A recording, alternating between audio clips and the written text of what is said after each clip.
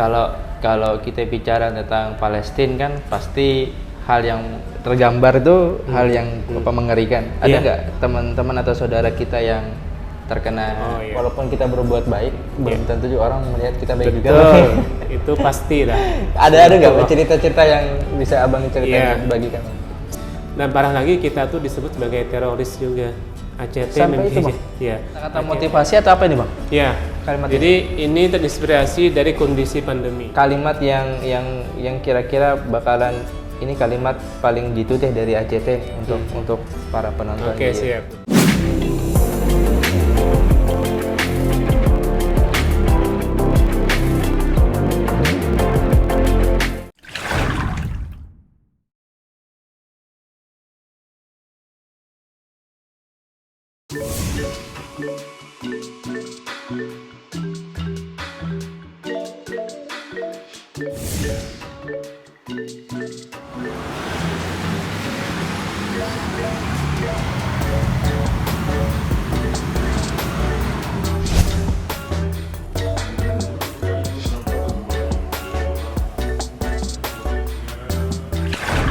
Oke, assalamualaikum warahmatullahi wabarakatuh. Kembali lagi bersama kita 1.0 channel. Dan kali ini Ulun bersama salah satu orang yang luar biasa. Dan kita di suasana yang baru ya. Di kantor ACT bang ya? Iya, ACT Kalsel. ACT Kalsel. Singkatan dari aksi cepat tanggap. Cepat tanggap. Iya. Nah, Ulun di sini bersama Bang Zainal Arifin. Nah, ini Bang, ACT, aksi cepat tanggap. Iya. Itu kalimat itu kan pasti yang zet gitu Bang. Itu awalnya kenapa ngambil apa? Kalau pian misalnya tahu nih, kenapa mengambil kata-kata aksi cepat tanggap itu? Ya memang secara apa namanya? Detailnya ya kenapa diambil nama aksi cepat tanggap sih saya memang belum ada info. Tapi kalau berkaca pada apa-apa yang telah dilakukan ACT itu ya selama ini, ya kita memang berusaha selalu terdepan. Selalu terdepan ketika terjadi sebuah bencana gitu ya, baik dalam ataupun luar negeri. Maka dari situlah mungkin ya founder kita, pendiri kita Pak Ahyudin menamai kita supaya senantiasa cepat dan tanggap, maka dikasih namalah aksi cepat tanggap atau ACT. Dan ini memang murni punya kita orang Indonesia. Nah, ACT ini kan berdirinya di mana di Bang? ACT ini didirikan di Jakarta ya, pusatnya Jakarta. Tahun 2005. Tahun 2005 Dan itu terinspirasi dari kita sebelumnya itu di tim relawan MRI namanya. MRI, Masyarakat Relawan Indonesia. Ikut berjibaku membantu penanganan tsunami Aceh 2004. Nah, dari situlah muncul ide dari founding founder kita Pak Ahyudin untuk membuat atau menciptakan sebuah lembaga kemanusiaan sendiri yang bisa bergerak kemana aja di dalam dan luar negeri, dan itu legal secara hukum. Maka dicetuskanlah sebuah yayasan namanya Aksi Cepat Tanggap. Berarti kan ini kita bicara di lokal bang ya, di Kalsel. Apakah program-program yang sudah nih bang, yang sudah dilaksanakan di Kalsel misalnya, itu bisa nggak bang ceritakan sedikit? Apa namanya ya, alasan kenapa dibuka cabang di Kalsel itu juga kena melihat dari kita kan di Kalsel ini ada dua bencana yang sering terjadi ya, yang paling sering ya maksudnya adalah kebakaran hutan sama banjir. Iya, kemarin banjir banget. Kemarin banjir parah kita di Kalimantan Selatan di Januari. Nah, dari itu di sini dibuka di bulan Mei 2018. Ya. Kemarin tuh lu melihat ada di Jalan Ahmad Yani, Bang, ACT-nya. Ahmad Yani, iya. Jadi ketika buka tuh kita di sana kantornya. Di awalnya di sana dulu. Sana di KM 5,5. Nah, di situ buka 2 tahun di sana. Kita pindah ke sini. Di alamatnya Jalan Pramuka KM 6, seberang KPKNL Banjarmasin. Nah, ini kalau teman-teman dari masyarakat Banua yang ini kalau misalnya ini kan program kita membantu Bang ya? Iya. ACT. Kalau misalnya masyarakat Banua yang pengen bantu saudara-saudara yang terkena bencana, itu bisa langsung ke sini kan Bang? Iya, sangat bisa. Persyaratannya apa aja Bang? Persyaratannya sih, kalau memang bantu dengan tenaga, silakan gabung. Kita punya tim relawan yang MRI itu. Tenaga dan pikiran dan waktu. Jadi silakan ingin datang gabung di sini, siapapun ya, tidak pandang usia, tua, muda, laki, perempuan, yang ingin kontribusi dengan tenaga ataupun dengan pikiran, dengan waktu, silakan gabung di MRI namanya. Nanti di dalam ACT ini kita dikoordinasikan gitu ya Bang ya? Iya, betul. Kita ada kepengurusan sendiri, ada manajemen sendiri di MRI itu. Kebetulan saya juga saat ini ya kepala cabang juga merangkap sebagai ketua umumnya MRI di wilayah. Jadi kepala cabang ACT merangkap sebagai ketua umumnya MRI wilayah. Oke. Kayaknya penonton kita ini pengen kalau datang ke sini, kalau kadang melihat Pian secara kan kita teman masker ya, nggak apa-apa Bang ya? Siap, Oke, siap. Soalnya nggak ada virus ini, nggak ada corona. Soalnya nggak ada sih, aman. Nah, oke Bang. Bicara yang masalah kan belakangan ini juga kita lagi rame nih Bang ya, tentang gejolak-gejolak di negara-negara timur, dan setahu lu memang ACT ini sudah menyentuh 64 negara di dunia. Termasuk Palestina nih Bang. Betul. Ya. Kan ini lagi rame juga di medsos. Itu apa aja yang dilakukan ACT Bang? Ya, ACT ini kan kita juga sudah usia 16 tahun ya. ACT 16 tahun, dan kita juga sudah lebih dari 16 tahun sebenarnya di Palestina, membersamai Palestina. Dan 2019 kemarin kita buka kantor cabang di Gaza. Berarti rutin tuh Bang? Iya. Jadi kita bolak-balik ke sana? Ada tim yang khusus memang menangani di sana. Jadi untuk di Gaza itu kita rekrut orang asli Palestina untuk sebagai karyawan dan tim relawan di sana. Yang lebih mengenal daerah sana ya, benar. Itu prinsip ACT itu memang segitu, selalu begitu Mas. Jadi ketika buka cabang dimanapun selalu memperdayakan masyarakat lokal, karena mereka yang lebih paham kondisi situasi di daerahnya masing-masing. Di sini pun kita tidak ada orang dari pusat. Di sini semuanya asli orang Banua semua. Orang Banjar semua. Jadi dari kepala cabang sampai ke tim office boy-nya juga orang lokal semua. Tapi maaf nih Bang, kalau kita bicara tentang Palestina kan pasti hal yang tergambar itu hal yang mengerikan. Ada nggak teman-teman atau saudara kita yang terkena misalnya kena senjata tajam atau peluru atau yang parah kemarin adalah 10 hari terakhir menjelang Idul Fitri ya. Nah itu kan kita selama Ramadan itu tim ACT MRI di sana, tim relawan di sana itu selalu mensupport makan, sahur dan berbukanya para penjaga Al-Aqsa. Kami sebutnya Morabitun. Yang menjaga Al-Aqsa itu mereka standby di situ, itikaf di sana 24 jam. Sambil ibadah, sambil mencari Lailatul Qadar, sambil juga menjaga Al-Aqsa supaya tidak direbut oleh Zionis. Nah, ketika tim mengantarkan makanan ke situ, tidak sedikit mereka tuh diserang oleh tentara Zionis dan merebut makanan yang mau dikasihkan. Dan terjadi saling dorong, saling lempar batu lah sempat terjadi. Dan parah lagi ketika penyerangan Zionis yang menjelang malam Idul Fitri itu, kantor cabang ACT di Gaza itu kurang lebih sekitar 70 meter saja dari jatuhnya roket yang dijatuhkan oleh Zionis, sehingga mengakibatkan semua kaca-kaca kantor pecah. Tapi alhamdulillah tidak ada korban jiwa dari itu yang dekat kantor tuh. Iya. Itu zona hijau sebenarnya yang kita ada di situ di kantor itu. Tapi tetap Zionis tidak memandang zona hijau, merah atau hitam. Iya sih. Tetap mereka.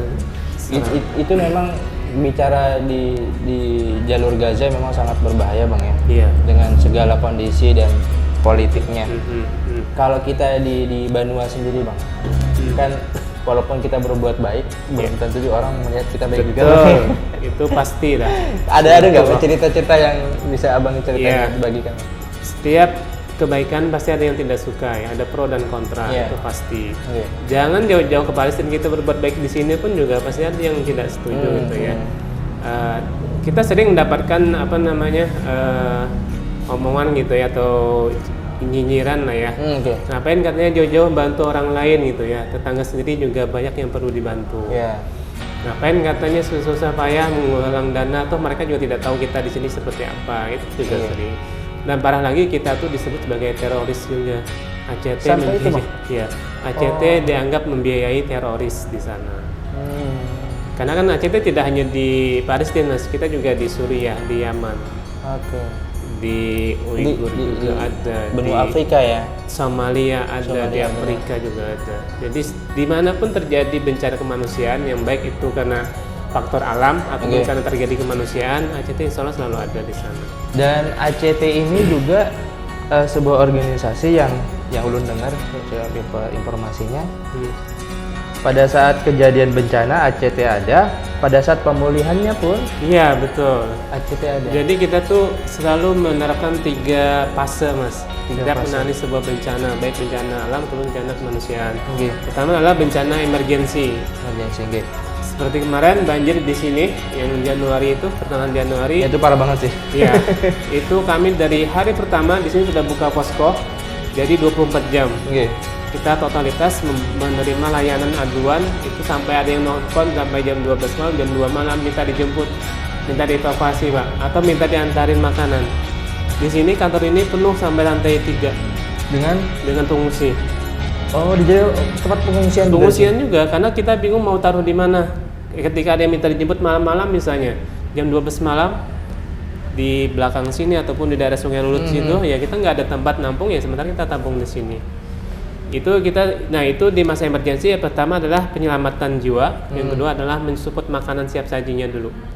Yang penting, jadi menyelamatkan perutnya, menyelamatkan fisiknya, terhindar dari panas ataupun hujan. Kalau perut nggak terisi, ini nggak bakalan jalan. Pikiran. Itu di masa emergensi, itu biasanya sekitar 1-2 minggu. Masanya. Itu fasenya. Tergantung jenis bencananya ya atau tragedinya. Nah setelah itu masuk di masa recovery namanya. Masa pemulihan itu mulai kita sudah coba memperbaiki kerusakan, mendata kerusakan baik itu fasilitas umum, rumah ataupun yang lainnya, ataupun juga dari segi ekonominya. Psikis termasuk kan Bang? Kenapa? Psikis masuk. Kita selalu membawa tim trauma healing untuk anak-anak, biasanya anak-anak ibu-ibu. Jadi ada tim medis, ada tim trauma healing yang mereka fokus untuk memberikan semangat kepada anak-anak dengan menyanyi bersama, dengan bermain bersama di tempat pengungsian gitu di situ. Tim medis kita juga ada yang membantu untuk pengobatan secara awal dulu ya, awal, dan juga ada tim dapur umum.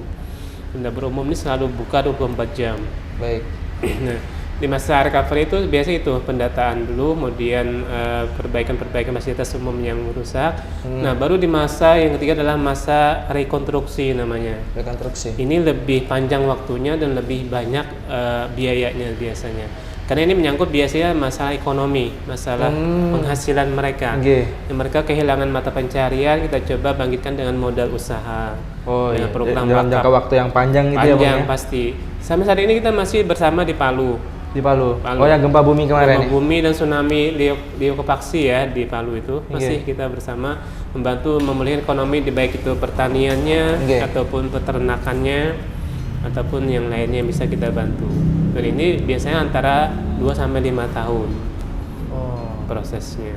Itu lumayan panjang. Itu yang panjang waktunya dan perlu biaya cukup banyak.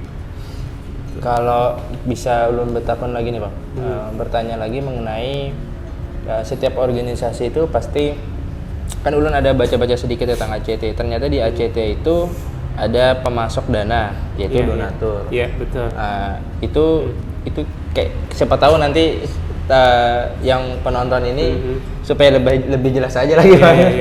Itu Abang bisa ceritakan nggak donatur itu siapa dan bagaimana dia? Atau misalnya ada hal yang perlu Abang ceritain, silahkan ceritakan, atau enggak juga nggak apa-apa. Kita memang adalah lembaga kemanusiaan yang bahasanya swadaya gitu ya. Tidak punya mensupport dana pasti, baik itu dari pemerintahan ataupun dari swasta. Kita murni dari umat ya. dari umat, baik itu personal, pribadi, kita sebutnya adalah donatur publik.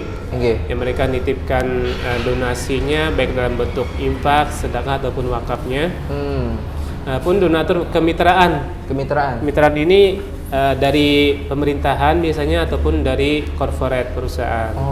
Yang corporate kan biasanya punya yang namanya CSR ya. CSR ya, pokoknya corporate social responsibility. Ya itu.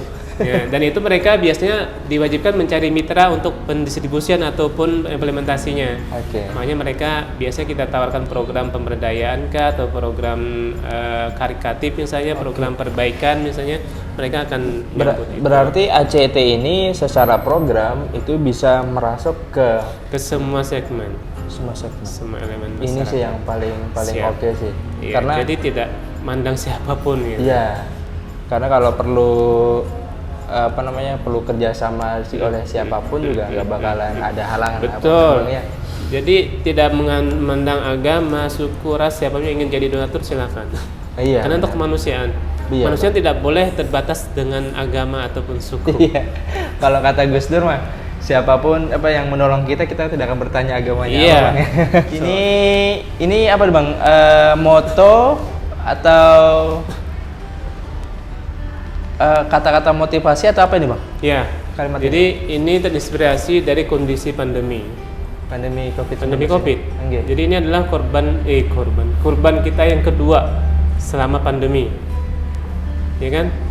Karena kita sudah ada kurban tahun lalu di 2020 kan, masa pandemi awal kan adalah 2020. Iya benar. Kita juga sudah ada kurban tahun lalu. Nah tahun ini kita ingin tetap melanjutkan, karena kita kan di ACT juga ada bidang yang khusus menangani masalah kurban, yaitu global kurban namanya. Global kurban. Ya. Ini khusus menangani masalah ibadah kurban. Dan juga akikah di situ. Jadi kenapa kita ambil tagline atau semboyan atau penyamar kita adalah berkurban tanpa batas. Dan kondisi pandemi kan biasanya orang banyak menahan untuk berbelanja ataupun bersedekah. Karena merasa ekonomi masih sulit, ekonomi masih susah. Untuk sehari-hari aja katanya susah. Apalagi untuk bantu orang lain. Nah, kita coba kasih semangat atau pemicu motivasi lah. Dengan kalimat ini bahwa untuk berbuat baik itu insya Allah lah pasti ada jalannya. Asal ada kemauan dan keinginan. Jadi kita ingin masyarakat tuh yang mau gitu ya bisa berkurban. Dan ini juga kita tidak hanya berkurban dengan satu jiwa, satu kambing atau satu sapi, tidak. Kita ada program namanya sedekah kurban. Jadi di situ pun juga masuk di bagian dari berkurban tanpa batas. Jadi yang tidak mampu beli seekor kambing gitu ya, dia bisa ikut dalam program patungan. Patungan dalam satu kelompok ini beli kambing. Benar. Minimal 100.000. Jadi kan 100.000 satu orang kali misalnya untuk seekor kambing kan 2,3 juta. Jadi bisa dengan 23 orang bisa berkurban satu kambing. Di atas namakan misalnya untuk kaum masjid ataupun penjaga masjid segala macam, ataupun guru ngaji tahfiz yang dia tidak mampu kurban, kita sedekahkan kurban ke dia. Atas namakan dia berkurbannya. Itu kan bahasanya adalah berbuat baikan dalam kurban tanpa batas. Sip sih ini. Dan yang kedua adalah distribusinya. Nah ini distribusi kita tidak hanya di lokal ataupun di Indonesia. Kita targetnya tahun ini 60 negara. Lihat dari foto-fotonya sih bukan orang kita di sini ya. Jadi kita akan merambah sampai ke Somalia, Afrika, sampai ke India juga. Berkorban tanpa batas Bang, berarti tanpa batas negara. Tanpa batas negara. Tanpa batas wilayah negara ataupun ras, suku, agama Kalau agama sih karena kurban kan ibadahnya khusus Muslim. Tapi kalau untuk membantu tanpa batas. Dan ini yang akan kita gaungkan menjelang Idul Kurban. Sampai sekarang sudah kita mulai buka. Ini mungkin kita udah ngobrol panjang lebar tadi mengenai ACT, tapi kita belum kenalan abang ini siapa sih sebenarnya. Posisinya apa di ACT, terus dia ngapain aja, bisa cerita Bang tentang itu Bang? Saya tuh gabung 2018 tuh bulan Juli. Saya masih ingat tanggal 9 Juli 2018. Gabung sebagai senior marketing dulu. Marketing di ACT. Jadi saya dari awal marketing dulu, tapi posisinya sebagai senior marketing lah ya. Marketing. Kemudian 6 bulan gitu ya, saya coba dipromosikan menjadi head of marketing. Jadi kepalanya lah, kepala marketing. Nah, bulan 2019 ya, bulan Maret, kepala cabang yang sebelumnya dia resign, berhenti karena sesuatu lain hal dia berhenti. Jadi saya diminta untuk sebagai PLT sementara. PLT kepala cabang. Kepala cabang di sini, Kalimantan Selatan. Jadi selama 3 bulan PLT, kemudian ada 3 bulan lagi untuk uji coba dari kepala cabang, dan hasil evaluasi dinyatakan lulus sebagai kepala cabang. Berarti tahun berapa itu Bang Abang mulai jadi kepala cabang? 2019 bulan Maret itu PLT. Dan sampai sekarang masih kepala cabang. Kok itu anggota PM sudah berapa Bang? Ya, di sini kita alhamdulillah ada 11 ya, termasuk 11. Saya 11. Sama Bang sendiri. Semestinya 12, tapi satu masih kosong posisinya. Masih proses rekrutmen. Sorry Bang, begaji nggak di sini? Ini susah dijawab. Siapa tahu aja yang jadi gini kan? Karena ACT kan memang dikelola secara profesional ya. Jadi kita di jam kerja pun juga secara profesional dari jam 8 sampai jam 5. Oh, ya kayak kantor-kantor biasa ya. Kalau dulu ya tanpa ada bencana itu biasa hanya jam hari kerja tuh dari dari Senin sampai Jumat. Satu minggu tuh libur. Tapi karena seringnya terjadi bencanaan segala macamnya, kami sebutnya emergency, maka 1 minggu pun masuk. Kadang-kadang ada sistem tiket Sabtu Minggu. Oh iya, untuk siapa tahu ada dadakan gitu Bang? Iya betul, tapi beberapa minggu ini kami masuk full semua, jadi Senin sampai Senin lagi masuk. Nah dari situlah, karena kita kan dikelola secara profesional, kita meninggalkan semua aktivitas di luar sana, maka manajemen punya kebijakan bahwa karyawan tuh bergaji. Iya sih, digaji. Paling tidak ya bensin lah, ya bisa makan goreng. Tapi alhamdulillah kita standarnya standar profesional juga, standar perusahaan. Berapa itu? Oke. Kayaknya yang nonton kayaknya udah pada tahu sih berapa ya. Oke. Ya, terima kasih Bang, dan semoga kita nanti bisa kerjasama lagi. Amin. Karena kita bisa, mungkin Abang di secara teknis di lapangannya atau manajemennya, mungkin nanti kita bisa bantu di bagian medianya. Dan kalau kita kerjasama kayaknya lebih mantap lagi. Dan terima kasih untuk kesediaannya Abang menerima kami di kantor ACT. Terima kasih juga sudah dikunjungin. Iya. Mungkin satu kali Bang. Iya. Kalimat yang kira-kira bakalan ini kalimat paling ditutup dari ACT nih untuk para penonton. Siap. Gitu. Jadi kita tuh karena sering dinyinyirin ya, atau dibilang segala macam tidak yang negatif ya. Kami ada tagline bahwa yang jauh saja dibantu, yang dekat apalagi. Yang jauh kami bantu Palestina, Suriah, segala macam sampai Afrika. Itu kami bantu, tapi yang dekat juga kami bantu. Iya. Itu apalagi terbukti. yang dekat Bang ya. Apalagi yang dekat. Itu sudah kewajiban kita sebagai sesama manusia. Iya, benar-benar. Jadi insya Allah ACT tidak akan timpang lah ya untuk memberikan sebuah kontribusi kemanusiaan. Jadi di mana ada ACT, insya Allah di situ ada kemanusiaan. Sip, thank you. Terima kasih Bang. Assalamualaikum warahmatullahi wabarakatuh. Terima kasih. Terima kasih.